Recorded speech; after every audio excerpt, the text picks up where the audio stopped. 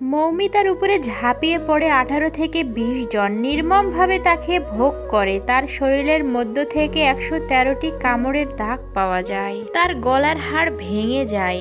তার শরীর থেকে 150 গ্রাম বীর্য পাওয়া যায়। তার একটি সুন্দর সাজানো গোছানো জীবন ছিল। একটি রাতের ব্যবধানে তার জীবনটা এতটাই ওলটপালট হয়ে যাবে এবং এই পৃথিবী ছেড়ে তাকে চলে যেতে হবে। এই করুণ কাহিনী চলেন আজকে আমরা শুনি। মৌমিতার উপর যে রাতে নির্যাতন করা হয় তারা সব কলিগেরা ওই রাতে একই সঙ্গে খাবার খেয়েছিল। মৌমিতা তার পছন্দের খাবারটা অনলাইন থেকে অর্ডার করে আনিয়েছিল। তারা সব কলিগেরা মিলে একই সঙ্গে খাবার খায়। এটাই যে তার জীবনের শেষ খাবার সে এটা জানতো না। সারাদিন কাজ করার ফলে মৌমিতা অনেক ক্লান্ত হয়ে পড়েছিল। চোখের মধ্যে ঘুম ঘুম ভাবও চলে আসছিল।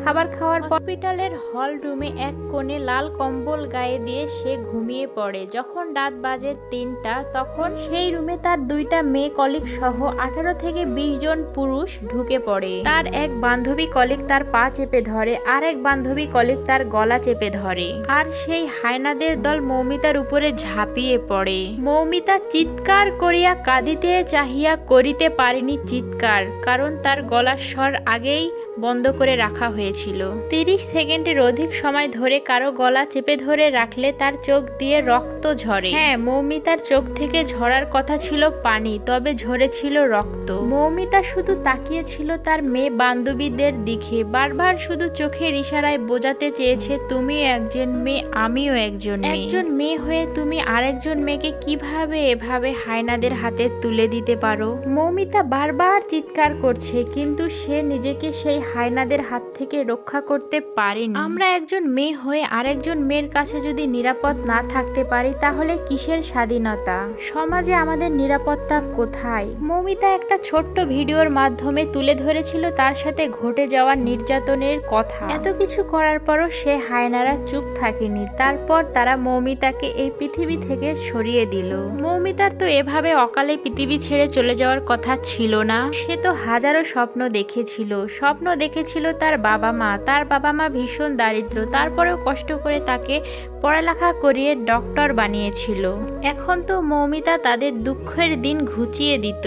তার বাবা মার পাশে সে ঢাল হয়ে দাঁড়াতো। কিছু লালসা মেটানো মানুষের জন্য অকালে চলে যেতে হলো এই মৌমিতাকে। তার তো কোনো দোষ ছিল না, তাহলে কেন এমন হলো? আজকে মৌমিতার সাথে ঘটেছে, কালকে আরো হাজারো মৌমিতার সাথে ঘটবে না, তার কি কোনো গ্যারান্টি আছে?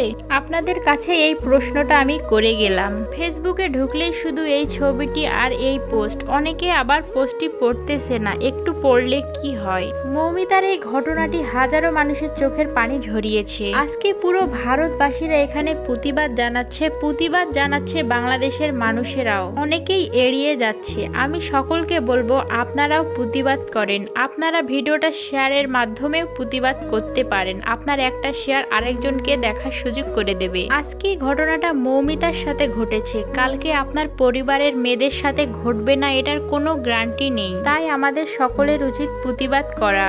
প্রতিবাদ না করতে পারলে অন্তত ভিডিওটা শেয়ার করে দিবেন।